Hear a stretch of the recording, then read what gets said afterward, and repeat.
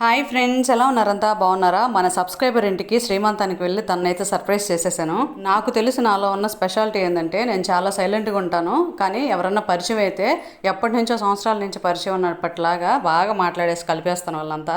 ఇక ఫంక్షన్కి వెళ్ళాం కదా అని కామ్గా ఒక మూల అయితే కూర్చోలేదు. ఈవెంట్ ఇంకా స్టార్ట్ అవ్వలేదు, మనం కూడా ఒక చేద్దాం అని చెప్పి డెకరేషన్ అయితే స్టార్ట్ చేశాను. నేను ఎక్కడికన్నా వెళ్తే చాలు నాకు పనులు చేయమని, ఎదుటి మనిషితో మాట్లాడమని అసలు చెప్పాల్సిన అవసరమే లేదు. డెకరేషన్ కంప్లీట్ చేసేసి ఇక తన దగ్గరికి అయితే వెళ్ళి తనను కూడా కాస్త రెడీ చేశాను. ఎందుకు ఇంత హడావిడి చేస్తున్నా అంటే ఇంకా సేపట్లో నాకు ట్రైన్ ఉంది. పాపం తను నన్ను ఇన్వైట్ చేసింది రమ్మని చెప్పి, కానీ నేను రాననుకునింది. తను కడుపుతో ఉంది కదా, డిసప్పాయింట్ చేయడం ఎందుకని చెప్పేసి వెళ్ళి అటెండ్ అయ్యేసి తనకు కనిపించేసి మా తరపున తనకు చిన్న గిఫ్ట్ ఇచ్చేసి భోజనం చేసేసి అయితే వెంటనే వచ్చి ట్రైన్ ఎక్కేసాము. మేము వెళ్ళినందుకు తను చాలా హ్యాపీగా ఫీల్ అయింది. నాకైతే చాలా హ్యాపీగా అనిపించింది. ఇంకోటి ఏంటంటే తను మన సబ్స్క్రైబర్ అయిన తర్వాతే నాకు ఫ్రెండ్గా మారింది. మన కలుపుగలతనానికి సేఫ్గా 12 బిడ్డకి జన్మనివ్వాలని కోరుకుంటున్నా ధన.